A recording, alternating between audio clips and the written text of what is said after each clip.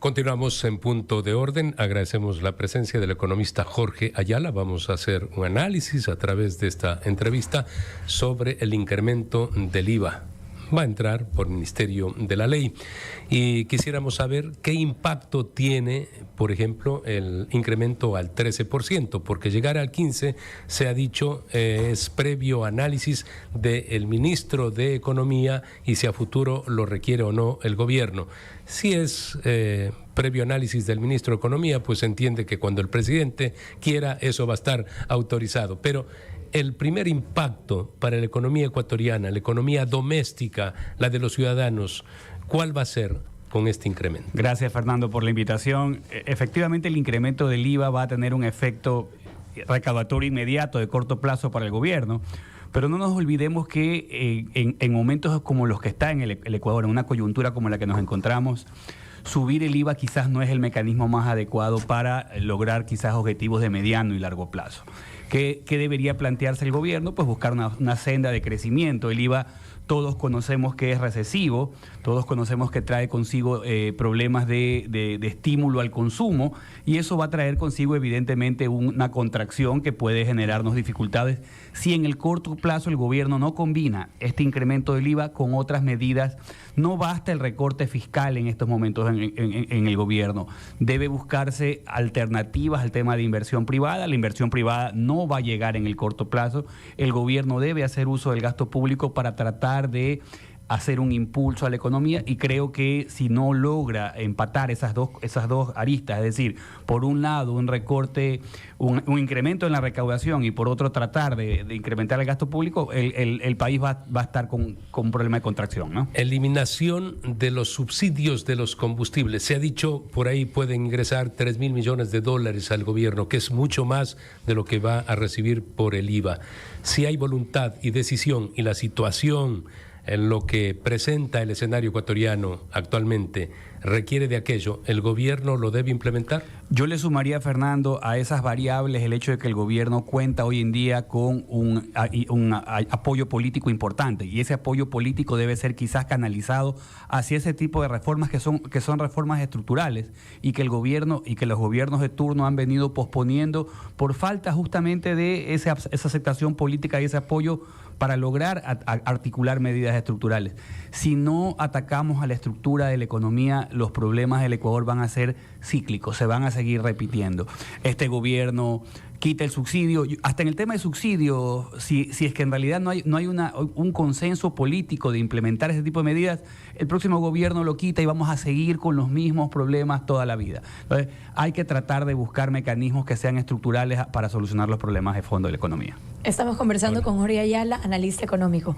Usted mencionaba que el IVA, algo mencionaba de la regresividad del IVA, y justamente ahora que Fernando mencionó el tema del subsidio, también se habla mucho de la regresividad del subsidio. ¿Cómo es regresivo? Y bueno, un poco también quisiera que analicemos más profundamente esto del capital político del que hablaba. Este es el momento, tal vez para Daniel Noboa, de tomar una medida tan, digamos, de cambios estructurales, pero que tiene el capital político para hacerlo. Sí, el IVA particularmente es un impuesto regresivo en la medida que no mide capacidad económica a la hora de pagarse. Ahora bien, ¿había que subir el IVA? Sí, quizás. También habían otros mecanismos que se podían articular para evitar tocar ese IVA, el gasto tributario, por ejemplo, que el gobierno tiene, y yo siempre pongo un ejemplo que puede ser un ejemplo que cuesta entenderlo, pero cuando tú le devuelves el IVA a la tercera edad o a los discapacitados, no haces ningún tipo de análisis de a quién le estás devolviendo ese IVA. Puede ser un discapacitado o una persona de tercera edad con una alta capacidad económica que también puede estar sujeto a la devolución. Por eso es que en realidad el tipo de gasto tributario, a quién le vamos a regalar recursos por parte del Estado, debe estar súper que bien regulado. Lo mismo aplica para el subsidio a los combustibles, donde en realidad la focalización es súper importante. Si no contamos con mecanismos de focalización en ninguno de estos elementos, va a ser muy difícil que la política pública que intenta ser redistributiva en cuanto a ingresos sea eficiente. Tú tocabas un tema del capital político. Sí, yo diría que el capital político y los consensos son fundamentales. El gobierno tiene el capital político y yo siempre pongo de ejemplo lo que pasa a veces en otros países. En Costa Rica, por ejemplo, antes de implementar una reforma, siempre se dice, vamos a ver que todos los partidos estén de acuerdo en esta reforma, o al menos el 80%, para que la política tenga un horizonte de mediano y largo plazo, para que no sea cambiado, viene un gobierno, pone una política, el siguiente gobierno la cambia y Ecuador sigue de tumbo en tumbo. Al final del día, si no logramos, yo lo escuchaba a Eduardo Peña hablar sobre el tema del IES, y el IES requiere reformas estructurales.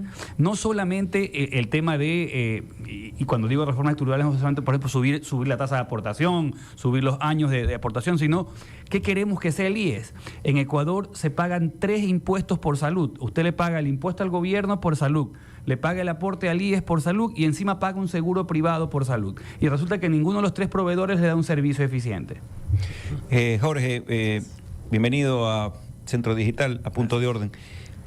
Los últimos 3-4 días hay una proliferación de información de analistas económicos, ¿no?, de todo tipo, la mayoría coincidentes en lo que tiene que afrontar este gobierno. Parece que las cifras están claras respecto a cuánto se va a recaudar del IVA, presumiblemente. El tema de los bancos está claramente definido, el tema de las sociedades también está definido, el 3,25. Es decir, tenemos un norte que no creo que llega a los 2.500 millones de dólares. 2.200. El déficit del Ecuador fluctúa entre 10.000 y 12.000. Vas a patear el que venía de 4.000, seguramente vas a pagar esos 4.000, pero vas a volverlos a patear. Pero si habla de la focalización de subsidios, como dice Fernando, el presidente ya dijo, me voy con la extra, me voy con la eco, y yo creo que pare de contar. Él no se va a meter con el gas y no se va a meter con el diésel, que es realmente lo más importante. Ahí habrá un ahorro de 500, 700 millones. Pero lo cierto es que todos coinciden, y eso quería conocer su criterio, de que si es que no se accede a créditos internacionales, a la banca internacional, a la banca del FMI, Banco Mundial, etcétera, el gobierno va a tener 5.000, 6.000 millones que no los va a tener en la caja. Entonces, que le van a seguir faltando. ¿Qué hacer frente? Ya sabemos que es un tema estructural, que hay que solucionarlo, pero tenemos un año dificilísimo. O sea, si el año pasado el gobierno no está pudiendo pagar ni siquiera los sueldos al día, ¿qué se le ocurre? ¿Qué es lo que el gobierno pudiera? ¿Qué recomendación, si es que se permitiría hacerle al gobierno en este capítulo? Claro, yo le agregaría a la coyuntura que tú manifiestas, ya estamos en un año electoral. Y que el gobierno muy difícilmente va a tomar medidas impopulares que le resten esa popularidad, porque evidentemente hay la intención y la expectativa de lanzarse el próximo año a las elecciones, a la presidencia. Yo te diría que hay cuando tú tratas de corregir un problema fiscal, porque siempre estamos hablando de un problema fiscal, el problema fiscal es estoy gastando más de lo que tengo. Cuando tú tienes ese tipo de problemas, tú puedes corregir el problema, los economistas le llamamos por encima de la línea, que es o aumentas ingresos, que es políticamente costoso, o reduces gastos, que también es políticamente costoso. Si no logras eliminar ese problema por encima de la línea, tienes que recurrir a lo que tú manifiestas, que es el incremento de la deuda. Ya no contamos hoy con la emisión monetaria como un mecanismo de financiamiento del déficit fiscal. Entonces, sí, yo creo que el gobierno está apuntando a tratar de lograr que con esos incrementos del IVA, que con esa focalización del subsidio, más allá de lograr financiar el desequilibrio fiscal, porque no lo va a hacer, está buscando un respiro con los organismos multilaterales para que acceder a nuevo financiamiento vía deuda. La única forma que le queda es tratar de esa deuda. No creo que el tiempo le alcance para vender activos del Estado, no creo que el tiempo le alcance, por ejemplo, para vender el Banco del Pacífico, no creo que el tiempo le alcance para hacer otro tipo ya el tema del oro también fue importante, pero creo que por ahí el gobierno tiene que buscar esa bocanada de financiamiento que le dé respiro para llegar al próximo año, y quizás en el próximo año si logra mantener ese capital político, emprender reformas estructurales. Deuda para pagar deuda. Sí, es patear la bola hacia adelante. No te queda otra. Y de hecho, yo siempre sostengo que el problema del déficit fiscal debe ser analizado de una manera estructural, no integral. No no es el demonio tampoco. No, porque tú tienes países como Estados Unidos, por ejemplo, que recurrentemente tienen un problema de déficit fiscal. El problema es que si no vienen en Ecuador, cuando tú tienes un problema de déficit fiscal, tienen que venir los capitales para financiar ese déficit fiscal. Y con un país con tremenda inseguridad, con un país con instituciones muy poco creíbles y poco sólidas, cualquier elemento que hagas, ya sea vía reforma tributaria, ya sea estímulos, no va a servir. Yo vengo escuchando 20 años el tema de las zonas francas, por ejemplo. 20 años. Y yo no veo no pasa nada. Entonces, en realidad, y seguimos dándole deducciones para incrementar gasto por contratación de nuevos empleados. Ahora hemos metido hasta presos para ver si las empresas contratan. No funciona. Definitivamente, el Ecuador tiene que establecer políticas de Estado en el campo de lo económico. De lo contrario, lo que hacemos es repetir cada periodo con nuevos presidentes, lo mismo que en el pasado, y el Ecuador es un país que crece, más bien dicho, no crece. La economía ecuatoriana no crece. Y por supuesto, hay quienes dicen, bueno, no es malo endeudarse, países potencias del mundo se endeudan, Estados Unidos, Japón, por encima del 100% del PIB, pero son países que siguen catalogados, el primero como la primera economía del mundo, y Japón, tercero, cuarto, nunca abandonó el segundo puesto porque fue China quien superó. En todo caso, lo fundamental es que en el Ecuador se establezcan políticas de Estado para un crecimiento económico. Perú lo pudo hacer y lleva alrededor de 25 años en una línea en donde, a pesar de la crisis política, la línea económica no varía, es consistente, el riesgo país bajísimo. Y entonces allí pues reciben inversión, la que no tenemos los ecuatorianos. Ahora, tiene que haber un plan económico porque de hecho vamos a ir a los multilaterales. Al Fondo Monetario vamos a recurrir, pero hay que presentar un programa. El gobierno no ha presentado, no ha diseñado un programa. ¿Cree que lo va a hacer en los próximos días? ¿O que le va a caer el Fondo Monetario como salvataje, decirle aquí está, como los americanos están ayudando, cooperando con el Ecuador, aquí está la ayuda? Sí, evidentemente no solamente el Fondo Monetario, lo que más allá de los recursos que presta, da un aval para que otros organismos para que el gobierno, y es como da un certificado de buena conducta de lo que estamos haciendo en el Ecuador. Y en realidad creo yo que si no se articula, el tema de seguridad es importantísimo, pero si el gobierno no articula un plan económico que creo que recién se está montando en la silla y está dándose cuenta de lo que tiene, porque no nos olvidemos que este gobierno había dicho que no iba a subir impuestos. Hoy en día se da cuenta que la realidad, y todos los gobiernos anteriores hasta lo han notarizado, que no van a subir impuestos. Cuando se sientan en el trono se dan cuenta de que la realidad es distinta y que hay que buscar mecanismos alternativos de financiamiento. Yo tocaría un punto que creo que es importante, Fernando, que es el tema de... Yo he escuchado a otros analistas que dicen que no hay mucho espacio para recortar gasto público porque la mayor cantidad de gasto público está en salud, educación y seguridad. Así es. Entonces dicen, bueno, bajo esa vía no hay espacio para recortar. Yo diría, sí. Si buscamos productividad y calidad del gasto público, se puede recortar. Hoy en día, con la tecnología, con la inteligencia artificial y con todos los elementos, estoy seguro, convencido, de que el Estado puede ser mucho más eficiente en la calidad del gasto público. Si tienes un call center con 10 personas, eso ya se puede manejar de una forma distinta. Hay un montón de alternativas a la calidad del gasto público que hoy en día creo que nos estamos olvidando y que quizás por ahí pueda haber un aspecto importante de recorte, ¿no? Sí, hay gobiernos en donde, por ejemplo, su presidente, el caso del presidente del Uruguay, ni siquiera guardaespaldas tiene para cuando él sale a la calle. ¿Ya? Ni siquiera guardaespaldas. Entonces, acá vemos a un ministro cualquiera. De pronto hay ministros que están envueltos en escándalos apenas a 60 días de estar en el poder. Y van con policías, con militares, con caravanas. Eso es una tontería. Eso, la verdad, que hasta ridículo, ¿no? No sé si han visto ustedes llegar a unos ministros con sirenas ahora. Uno dice, viene el presidente, no, tal vez es subsecretario de algo. Yo pensé que era el presidente, ¿no? Y resulta que aparece un subsecretario, un ministro ahí, ¿no? Y por favor, que esto se termine. El presidente del Uruguay camina solo, sin guardaespaldas. Así que hay espacio para reducir el gasto. Los lobos y los choneros no están ahí al ataque. Pero frente a un ministro de turismo, un ministro de deportes, no va a pasar absolutamente nada tampoco. Así que no hay que andar pues con séquito allí, ¿no? Usted se refiere a aquello, ¿verdad? Sí, totalmente de acuerdo. Espacios de reducción de gasto público que no tiene sentido alguno, improductivo. Jorge, una de las dudas que se tiene es, por lo menos yo la tengo, ¿no? En el plano personal. Y ya hay voces que coinciden con lo que yo estoy pensando, más allá de que es legítima la aspiración del presidente Noboa de ir a una reelección.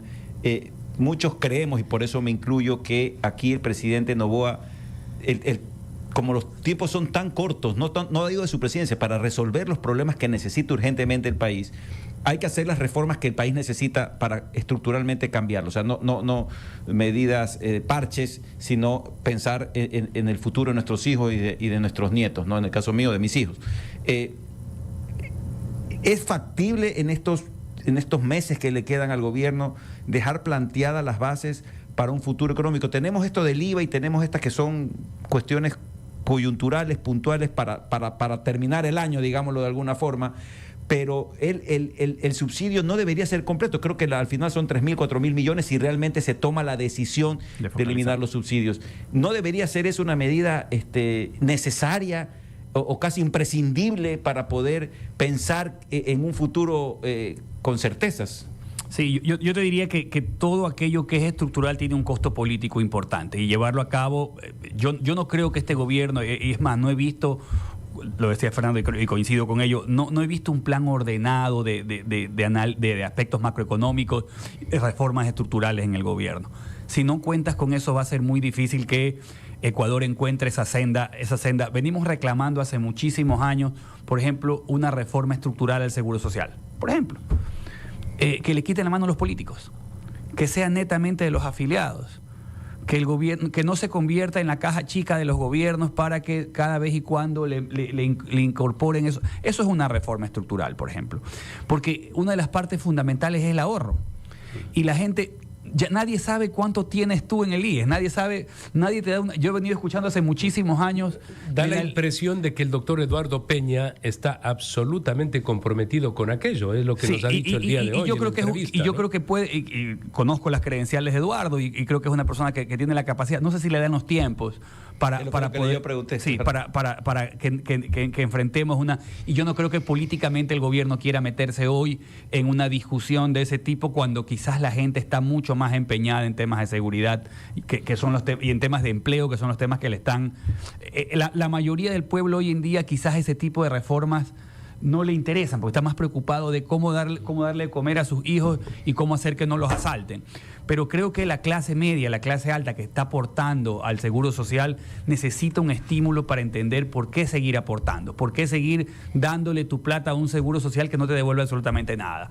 Y en esa línea, yo hace poco conversaba con un amigo y le decía, ¿por qué no tenemos una tarjeta de crédito los afiliados al IES? En lugar de hacer ese trámite tortuoso del quirografario, ¿por qué no nos dan una tarjeta de crédito? Si estoy aportando recursos, es un banco, debería tener yo mi propia tarjeta de crédito y consumir contra esos quirografarios. Pero son reformas que quizás te den a ti la motivación para poder ahorrar, porque lo que tú estás haciendo cuando metes tu dinero al IES es, entre comillas, ahorrar, y nunca llega, ¿no? Economista, usted hace un ratito estaba diciendo esto de que tiene años escuchando lo de zonas francas y estos incentivos para que venga inversión extranjera. Y una de las alternativas de financiamiento para Ecuador se ha hablado mucho, que podría ser, bueno, ya sabemos cuál fue la decisión del Ecuador con respecto al ITT y el petróleo, pero hablando de minería, yo quisiera saber un poco qué piensa usted sobre la minería, las concesiones, porque también nos pasa que tenemos a los chinos o a los australianos o a los canadienses aquí con sus empresas extractoras de minerales y finalmente con miles de trabas para poder extraer, ya sea por temas técnicos, etcétera. También tenemos esto hablando de la minería legal, porque yo sé que también hay este submundo de la minería ilegal, en cuyo caso está perfecto que haya todas estas regulaciones, pero cuando siempre está bien las regulaciones, lo que digo es, muchas veces se paran sin motivo alguno y esto complica todavía la extracción, que puede ser finalmente una forma buenísima de financiamiento, porque entiendo que hay todos los impuestos que pagan estas empresas, etcétera, aunque no hay una empresa minera estatal, obviamente. Y ojalá que no lo exista. Que no exista, ojalá. Que no exista, sí. La idea de fondo en esto es que todo tipo de inversión de recursos naturales y de commodities en el Ecuador para mí debe ser bienvenida.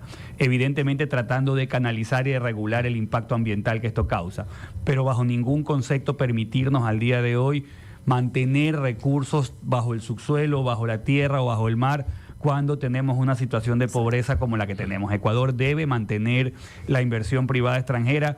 Yo te diría, el problema más grande que tenemos hoy en la parte minera es el tema de la seguridad, porque los mineros, las empresas transnacionales que vienen, se enfrentan hoy en día a bandas narcodelictivas que en realidad están atemorizándolos en el tema de la inversión. Pero creería yo que el tema minero, el tema de extracción de petróleo, el tema de una serie de recursos con los que Ecuador cuenta, deben seguir brindándose y debe darse la pauta. Lastimosamente, dependiendo del gobierno, y esto es otro de los temas que quizás Perú, Chile y el propio Bolivia nos aventajan, es el tema de darle seguridad jurídica al inversor extranjero y que no se eliminen estos centros de arbitraje, por ejemplo, que son tan importantes desde el punto de vista de los litigios entre contratos internacionales. Claro, en realidad cuando tú tienes un espectro y un marco jurídico elemental y básico que permite al inversor llegar, la inversión extranjera llega. Pero de nuevo, yo no creo y en esto se equivocan quizás los asesores de Daniel Noboa, en pensar que con una reforma tributaria la inversión privada va a llegar al Ecuador. Debe darse mucha más ámbitos de regulación y de desregulación para que la inversión privada llegue al Ecuador. Agradecemos al economista Jorge Ayala, quien ha estado con nosotros en esta mañana. Y